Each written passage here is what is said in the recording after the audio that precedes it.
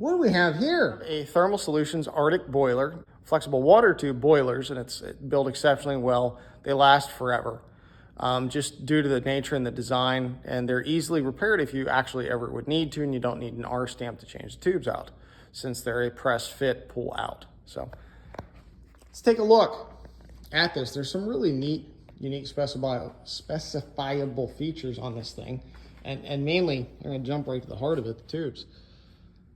Let me back up so you really can see it. Okay, so what's going on? Well, there's actually quite a bit going on with this unit.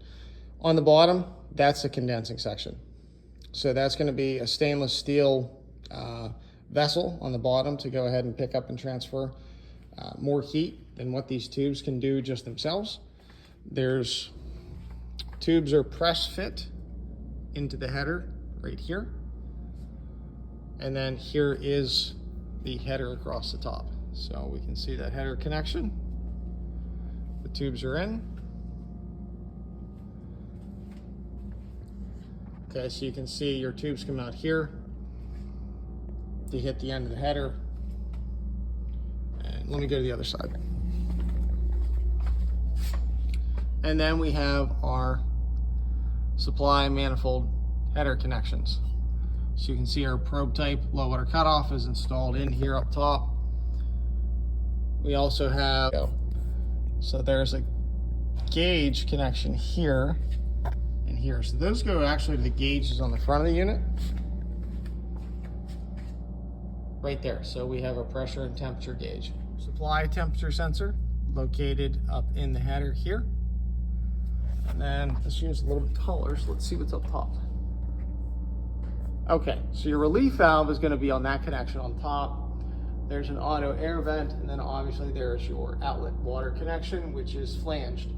While we're here, up top, there is our inlet, or return water connection. Then our vent is straight up and out the top of the unit, which is kind of nice. And while we're up on the top, there's the gas coming in, and there's the air filter. So really, all your connections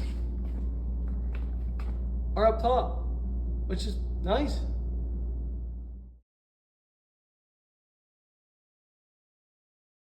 Okay, so our inlet water right here, and we have our flow switch on the inlet located here. You can see that connection. Here's our inlet temperature sensor located down here. And then we hit our heat exchanger. And then we have our tubing inside of here.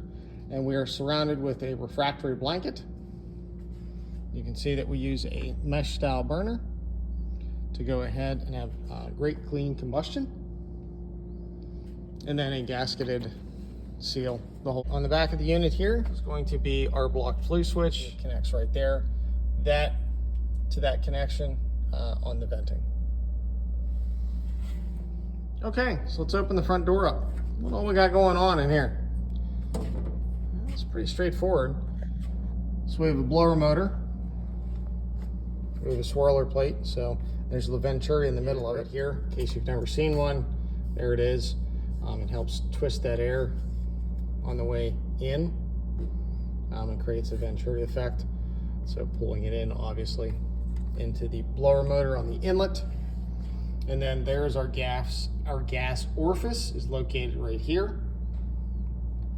And then our gas train is a Dungs gas valve or a Dooms gas valve.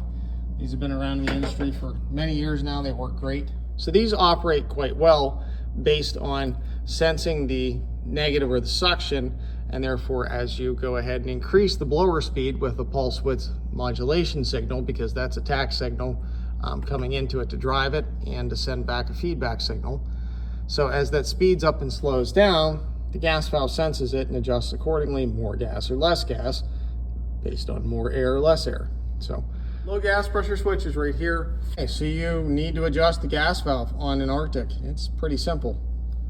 High fire adjustments on the flange right here, and your low fire is down here. Now low fire shouldn't take too much of an adjustment. There's a little bit of sliding cover right here that you can slide to move, to cover the adjustment. One important thing to note on these gas valves, there's a filler to protect them. These two screws right here and there's the blue filter. So you literally take those two screws out, drop that off. There's a gasket underneath there. Be careful with it. And then that whole filter assembly slides out. Okay, so let's continue on the gas train. You can see we have a drip leg right there, our inlet gas. There's a union, and then we go up and out through the boiler. See it? So that's on the inside of the front door. And you can see our Honeywell Solar Control, and we have it as an Arctic 1500. And then our circuit board that we use across our various models, non-recycling limits. So that is where you would install an emergency stop switch on one of those. We can look at that further on a wiring diagram. And obviously it says cut jumper when you use that. Okay, so let's take a look at all these circuit boards.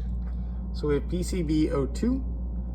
We can see that we handle the pumps, the combustion air damper, isolation valve if we're doing variable primary, a couple other things. So relays are there. And then 6.3 amps is what the fuses are for, which is why we tell you 5 amps max. PCB05. So lockout alarm is the boiler. Running output, people want to know that a lot. Central heat, enable, disable. So if you have a liter boiler, you want to go ahead, typically at the time of startup, you're going to go ahead and cut that jumper because you want your liter to receive your enable, disable, typically from a building automation system. The followers, you want to make sure that stays put. So all the followers should have that in there. Okay, so PCB04. So return temperature sensor input from the system, header or outdoor air. So if it is the liter unit, you want to use the header temperature sensor on it. And then you would stick the outdoor air sensor on one of the followers, and domestic hot water temperature sensor. You would install it there, so that would be a 10K sensor or an Aquastat on that domestic hot water tank. Energy management system, if they're doing one of those, typically BACnet MSTP, which is master token passing. Native language is Modbus. This is Modbus to controllers. Okay, so if you need to connect units,